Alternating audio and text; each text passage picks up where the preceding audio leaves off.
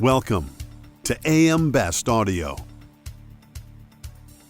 As business models evolve and societal expectations shift, new liability risks are emerging that challenge traditional insurance frameworks. From cyber exposure and environmental liabilities to litigation trends and social inflation, carriers and risk managers must stay ahead of a rapidly changing landscape. I'm John Weber for AM Best Audio, and I'm speaking today to Eleanor Bragg, who is a research analyst at Verisk Extreme Event Solutions. Eleanor, so glad you could join us today. Thanks for having me, John. Excited to be here. I am as well. So, Eleanor, what are some emerging liability risks that the industry is currently facing? Well, one big one that I think is on a lot of minds in the industry lately, and rightfully so, is litigation over PFAS chemicals. This is a type of chemical that's found in water and soil, and unfortunately, many different regions around the world. In the US, litigation over it is fairly developed, and on my team at Verisk, we've estimated that it could get up to potentially 165 billion in ground up liability losses. We're also seeing it grow in Europe. Litigation around it there is starting to take off more. And at least in our view, in France, Germany, and Belgium, there's a potential to get up to tens of billions of euros and potential ground up liability losses there too. So it's a big one. It's a developing one that I think a lot of people are watching. Another major category that we look at pretty closely is climate change liability risks. And the fact is that can encompass multiple types of litigation. And so you kind of want to break out the liability risk by what damages, what legal arguments are you talking about with that. So there's some litigation, especially in the US, where cities and states are suing oil and gas majors over the costs of the direct physical impacts of climate change and the cost to mitigate against those impacts.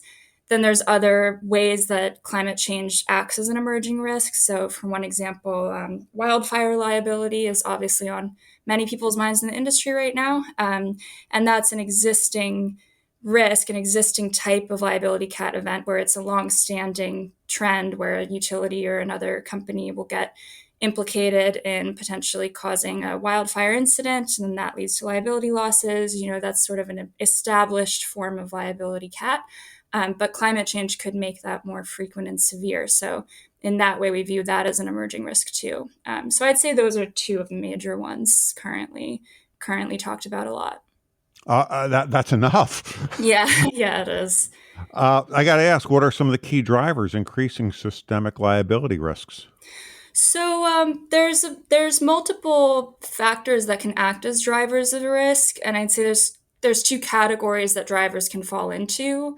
It could be an actual new issue, like a new topic. So it might be a new technology, new AI tools, more powerful AI tools that we've seen being rolled out lately are one example. Maybe new industrial chemicals being invented and being put into circulation. So it could be like a brand new thing that then can lead to some kind of damages and some kind of liability risk.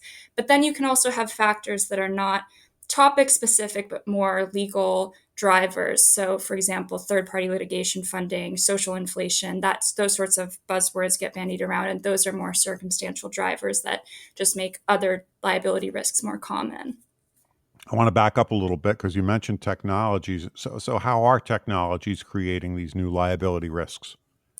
Yeah, I think there's a lot there, but I can just, as a short example, speak to AI since everyone loves to talk about AI lately. I think we often get the question of how do you model AI? What are you seeing with AI and liability? And it's kind of similar to climate change where it says, well, it depends. Like, what impacts are you talking about? What use cases are you talking about? And that affects what the liability pathway is. So one example is, we already see liability events around professional negligence or mismanagement of corporate governance. So things like bad financial practices or bad financial advice, negligence in legal advice, employer discrimination. There's these sort of corporate liability events that already exist. And then we know that AI tools, especially new generative AI tools, are being incorporated more and more into professional paperwork, trying to automate various professional and compliance duties. There's like AI financial advisors, AI legal advisors, and it's kind of early days for all of that. AI employment and hiring tools. And so then if there's flaws or biases there, it could lead to damages linked to that usage. And then you'd see liability risk, you'd see lawsuit responses the way we're used to seeing before. So in that way, it can kind of be an accelerator of a risk that was already out there. But that's just an example of how it depends on use case. Eleanor, do you find that claimant-friendly litigation environments facilitate the emergence of new systemic liability events? Well, yeah. So, as far as a systemic liability event, the way that we define that on my team is in terms of it being a major liability catastrophe is one that's systemic, so it could hit multiple defendants, often from multiple industries, getting drawn into the litigation, and severe, meaning that it could get up to the high hundreds of millions to hundreds of billions in ground up liability losses. And in order to get to that scale, you need a few pieces. Like most of the time, you would need a large pool of potential plaintiffs, and you'd need enough resources for this issue, enough attention on the issue, for plaintiffs to try out different legal strategies and try suing multiple types of defendants, try crafting those arguments and seeing where they can succeed in going after particularly expensive categories of damages. So that's what builds up into these really major events. And there are kind of what you could call claimant-friendly litigation environments, claimant-friendly factors that make the chances of success there higher. So social inflation is an obvious one that gets talked about a lot. It's just talking about the severity of the awards, often driven by juries, can keep moving higher. So that pushes up potential loss size. But then other factors can also, increase that plaintiff pool size, increase those new legal theories, wide-ranging legal theories being applied to a new issue. So third-party litigation funding is something that has been a practice that has been picking up in the US as well as in Europe and the UK, and has sort of funneled more resources towards large-scale litigation, including around things related to ESG, climate change. So that's one that can make those larger scale cases more common.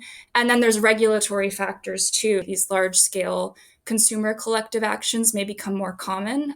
Frequent actions of those type have been the purview of the US more until recently. And in Europe, they're becoming more common. There was a recent representative actions directive encouraging EU member states to have more mechanisms available for consumers to seek collective redress. So, with those changes, you could see higher frequency, not necessarily higher severity, but higher frequency of this type of liability catastrophe event. Customize your data experience. BestLink now offers an interactive company dashboard that provides company-level intelligence in a fast, user-friendly interface featuring interactive tables, charts, and Sparkline performance histories. Customize the dashboard tiles to prioritize the insurer ratings, data, and analytics that best support your workflow. AM Best. Our insight, your advantage. So, how do you go about modeling these systemic risks? Yeah, so there's a lot of uncertainty, which I think can sometimes make the liability modeling seem more intimidating from the outside. There's kind of a human element where there's more negotiation involved, there's more subjectivity involved, and it can be a long time scale. So there's challenges, but I would say can speak to how my team approaches it at Verisk.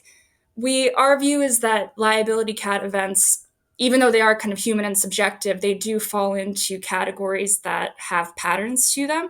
And we group them into perils and named perils, sort of analogous to natural catastrophes, where we have corporate events, product-related events, and operational-related events. And we have a catalog of how historical liability cats have played out in the past. And then we build on that by applying stochastic modeling to simulate, going forward, looking by named peril, what's the frequency of those events reoccurring, how severe could each event of that type be, and then through that modeling, you can get a broader range of what's plausible, what could keep happening in the future, and that informs, what could your expected losses be, what's your value at risk. So it is possible to take advantage of that data and those patterns.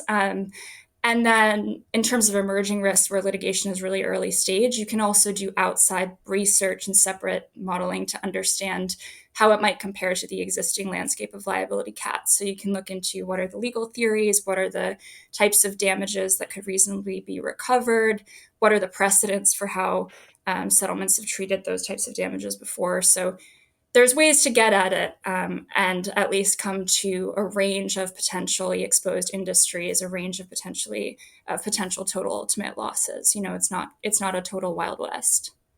Okay, Eleanor, let's take a little peek into the future, shall we? Mm-hmm. What are some of the emerging liability trends that insurers should prepare for over the next, say, 5 to 10 years? Yeah, I'd say keeping an eye on how different jurisdictions are changing. So the US is notoriously litigious, but things are changing as well in the UK and Europe, as I mentioned. Even within the US, we've seen some litigation, growing. And for example, there's some California-style wildfire litigation growing in places like Oregon, Texas, Washington. Some of those trends growing beyond where we're used to seeing them.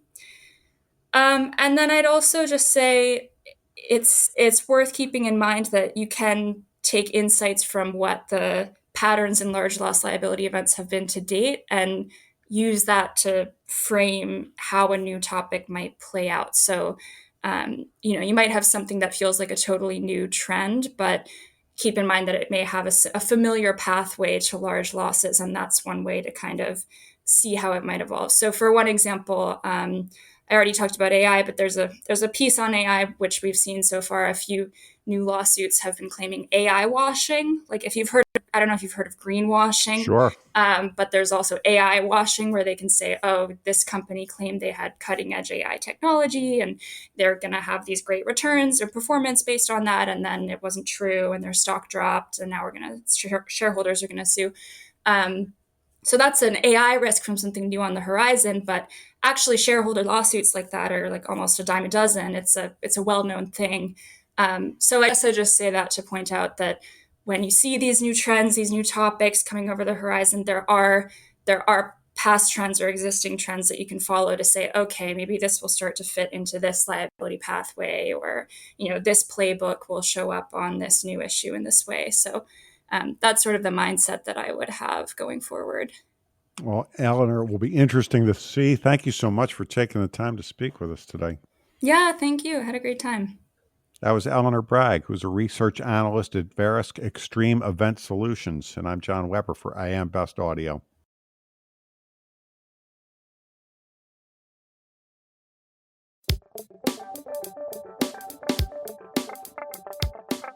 Looking to get the full attention of the insurance industry? We have the platforms that will do just that. Whether it be AM Best TV, AM Best Audio, Best Review Magazine, or Best Day. Find out more by calling AM Best Advertising Sales at 908-439-2200, extension 5399, and have a great day.